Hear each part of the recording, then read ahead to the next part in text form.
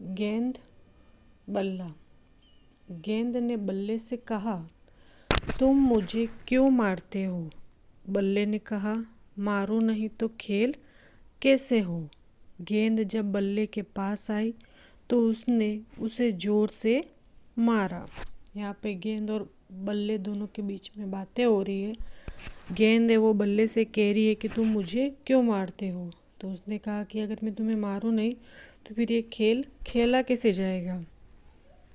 गेंद कुदकती फुदकती दूर जाकर एक झाड़ी में छिप गई।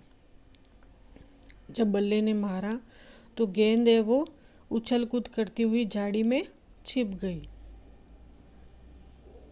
बल्ला उसे ढूंढता रहा, ढूंढते ढूंढते शाम हो गई। अंधेरा गिरने लगा।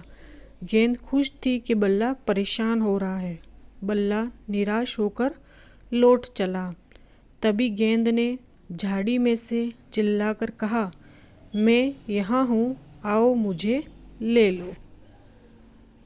झाड़ी में जब गेंद छिप गई तो बल्ला है उसे ढूंढ रहा था और ढूंढते ढूंढते शाम हो गई और अंधेरा होने वाला था। तो गेंद खुश थी कि बल्ला मेरी वजह से परेशान है, मुझे ढूंढने की वजह से परेशान है। तो बल्ला है वो निराश होकर लौट रहा था। तभी गेंद ने झाड़ी में से चिल्लाकर कहा, मैं यहाँ हूँ, आओ मुझे ले लो। बल्ले ने उसे झाड़ी के नीचे से खींचकर उठा लिया। गेंद ने कहा, देखो अब मुझे मारना मत, अब मुझे मारना मत। गिल्ली डंडे के खेल में गिल्ली को डंडे से मारते हैं।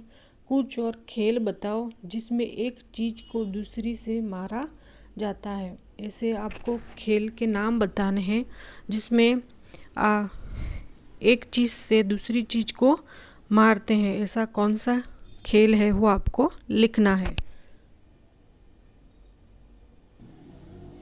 यहाँ पे कुछ खेल के नाम लिखे हुए हैं। क्रिकेट, क्रिकेट को बल्ले और गेंद से खेला जाता है।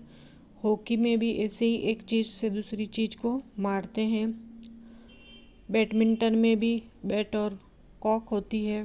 बेसबॉल में भी ऐसा ही होता है।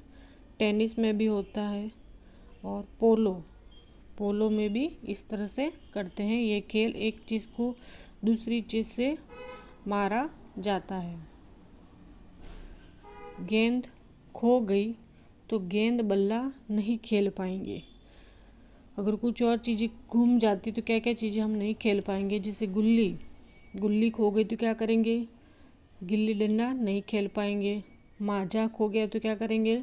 पतंग नहीं उड़ा पाएंगे। और पासा खो गया तो लूडो नहीं खेल पाएंगे।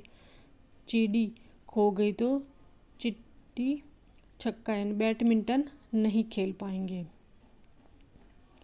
अगर तुम्हारे घर में गेंद खो गई तो कहाँ कहाँ ढूंढोगे? तो जो जहाँ जहाँ आप ढूंढ सकते हो वहाँ पे आपको नाम लिखने हैं। जैसे पलंग के नीचे देखेंगे, अलमारी के नीचे देखेंगे, सोफे के नीचे, बगीचे में, पर्दों के पीछे और दरवाज़ों के पीछे हम देखेंगे कि गेंद कहाँ खो गई है। वहाँ वहाँ हम ढूंढेंगे गेंद को पूरे घर में।